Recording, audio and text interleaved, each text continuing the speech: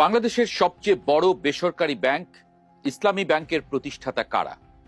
এই প্রশ্নের উত্তরে বেশিরভাগ মানুষ বলবেন জামায়াত কিংবা ইসলামী দলগুলোর কথা।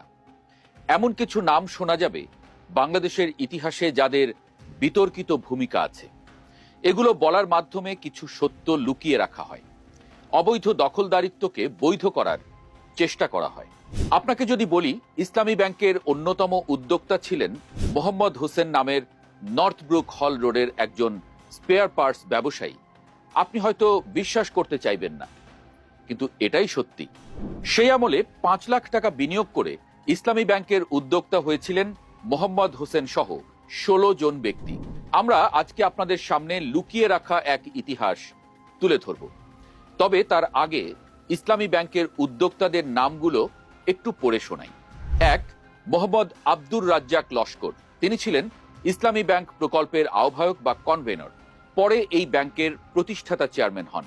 মফিজুর রহমান ছিলেন ইসলামী ব্যাংক প্রকল্পের প্রকল্প পরিচালক, পরে ব্যাংকের ভাইস চেয়ারম্যান হন।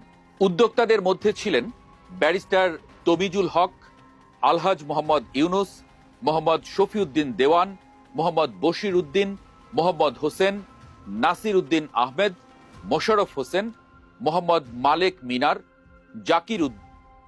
জাকিউদ্দিন আহমেদ, অধ্যাপক Abdullah, engineer Mostafa Anwar, M A Rashid Chowdhury, Sirajuddaulah, Nuruzzaman. Bank প্রতিষ্ঠার পরে আরও বিভিন্ন ব্যক্তি ও প্রতিষ্ঠান ব্যাংকের শেয়ার কেনেন।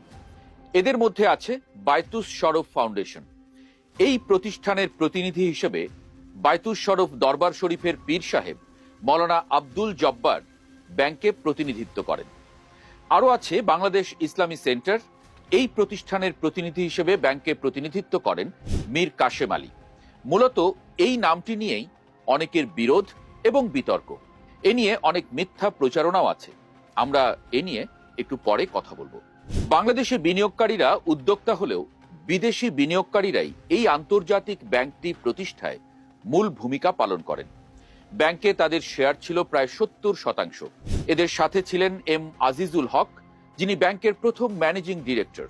তিনি ছিলেন সোনালী ব্যাংকের ম্যানেজিং ডিরেক্টর এবং স্টাফ কলেজের প্রিন্সিপাল। ইসলামী ব্যাংকের লাইসেন্সের জন্য তিনিই আবেদন করেন। তবে তার আগে আপনাদের অন্য একটি গল্প শোনাতে চাই। গল্পের মতো হলেও এটি আসলে ইসলামী ব্যাংকের অজানা ইতিহাস। বাংলাদেশের মুক্তিযুদ্ধের মহান নায়ক বীর উত্তম জিয়াউর রহমান ১৯৭৭ সালে রাষ্ট্রপতি হলে ওআইসি-ভুক্ত মুসলিম দেশগুলোর সাথে বাংলাদেশের সম্পর্ক বৃদ্ধি পায়। ১৯৭৮ সালে ওআইসি পররাষ্ট্রমন্ত্রীদের